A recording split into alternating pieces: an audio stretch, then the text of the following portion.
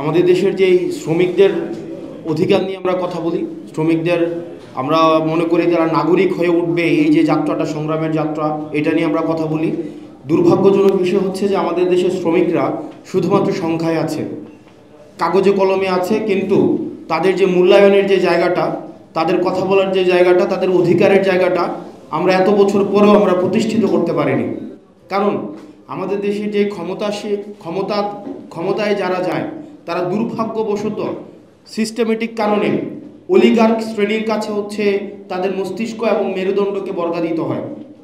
আমাদের দেশের যে ভোটের যে সংস্কৃতি, এই ভোটের সংস্কৃতির কারণে আমাদের দেশের অলিগার্ক শ্রেণীর কাছে নিজের মেরুদণ্ডকে বর্গা দিয়ে তারপর হচ্ছে ক্ষমতায় যেতে হয়, যার ফলে শ্রমিকদের অধিকার বছরের পর বছর, যুগের পর যুগ তারা বঞ্চিত হয়ে এসছে এবং তারা দিন শেষে শুধুমাত্র সংখ্যায় খাতা কলমে থেকে গিয়েছে। আমরা আমাদের জায়গা থেকে আমরা গঠনের পরেই, আমাদের দল গঠনের পরেই আমরা যেই জায়গাটি প্রতিশ্রুতিবদ্ধ, সেটি হচ্ছে রাষ্ট্রের এবং এই ভূখণ্ডের প্রত্যেকটা মানুষ নাগরিক হয়ে উঠবে, প্রত্যেকটা শ্রমিক নাগরিক হয়ে উঠবে। কারণ রাষ্ট্রের কাছে নাগরিকের অধিকার রয়েছে। রাষ্ট্র নাগরিকের কাছে এমন কোনো এন্টাইটি না যেখানে হচ্ছে দয়া বা দাক্ষিণ্যের বসে সেখানে থাকে, বরং রাষ্ট্রের কাছে যে অধিকারগুলো রয়েছে, যেই সব সুযোগ সুবিধাগুলো রয়েছে, সেগুলো হচ্ছে রাষ্ট্রের কাছে একজন নাগরিকের অধিকার। আমরা দেখেছি আমাদের ফেসিবাদকালীন সময়ে আমাদেরকে মাঝে মাঝেই যারা ক্ষমতায় ছিল, হাসিনা বলতো আমাদেরকে এটা দিয়েছে, ওইটা দিয়েছে, আমাদেরকে খাইয়ে রেখেছে, পরিয়ে রেখেছে। ক্ষমতায় যারা আসবে, ক্ষমতায় যারাই আসুক না কেন, এ বিষয়টি মাথায় রাখতে হবে। আপনি যারা ক্ষমতায় আসে, আপনি শ্রমিকদেরকে, নাগরিকদেরকে আপনি যেটা দেন সেটা কোনো দয়া দাক্ষিণ্য নয়, বরং এটা হচ্ছে আপনি এই কমিটমেন্ট দিয়েই, এটা আপনার কর্তব্য, এটা আপনার দায়িত্ব, এই কর্তব্য এবং দায়িত্বের কমিটমেন্ট দিয়েই হচ্ছে আপনি ক্ষমতায় আসেন। সেই জায়গা থেকে আমরা আমাদের জায়গা থেকে চেষ্টা করব এই শ্রমিকদের সাথে রাষ্ট্রের যে সম্পর্কটা, এটা যেন নাগরিকের সাথে রাষ্ট্রের সম্পর্ক হয় এবং একজন নাগরিক রাষ্ট্রের কাছ থেকে যে ধরনের সুযোগ সুবিধা প্রাপ্য, সেই প্রাপ্য সুযোগ সুবিধাগুলো যেন আমরা নিশ্চিত করতে পারি।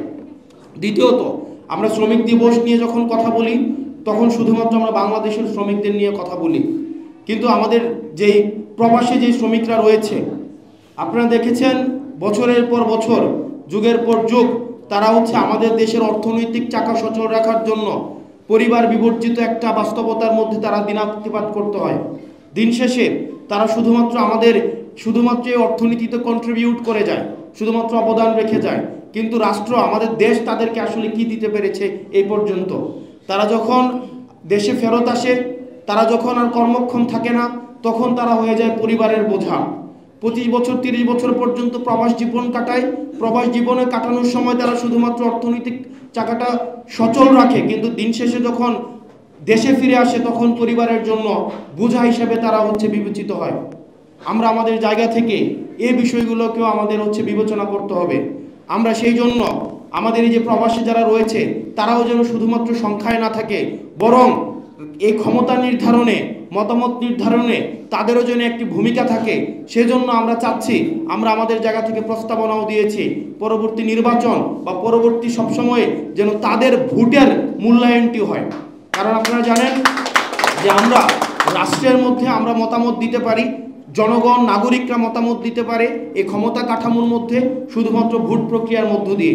আমাদের এই ভোট প্রক্রিয়ার মধ্যে আমাদের এই দেশের উল্লেখযোগ্য একটা অংশকে বাকি রেখে যারা হচ্ছে রাষ্ট্রের অর্থনীতিকে যারা ভালোভাবে পরিচালিত করছে, তাদেরকে বাকি রেখে আমাদের দেশের ক্ষমতায় কে আসবে এটি নির্ধারণ করার এই যে প্রক্রিয়াটি, এই প্রক্রিয়াটি আরেকটি বৈষম্যের শামিল।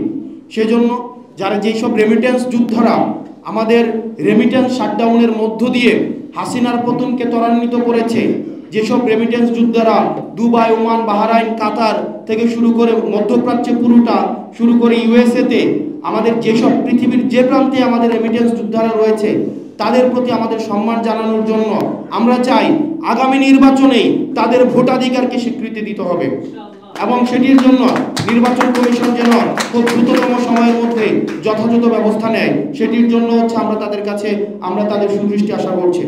সর্বশেষ, আমরা অনেক স্বপ্নের মধ্য দিয়ে আমরা ইতিহাসের প্রতিটি স্তরে স্তরে আমরা বঞ্চিত হয়েছি।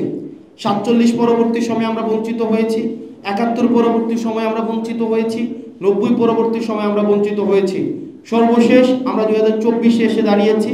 আমরা আমাদের দেশের রাজনীতিবিদ যারা রয়েছে, আমাদের ইতিহাসের সন্ধিক্ষণে আমরা এসেছি। আমাদেরকে মাথায় রাখতে হবে, আমাদের ইতিহাসের দায় রয়েছে, আমাদের ভবিষ্যৎ প্রজন্মের কাছে আমাদের দায় রয়েছে।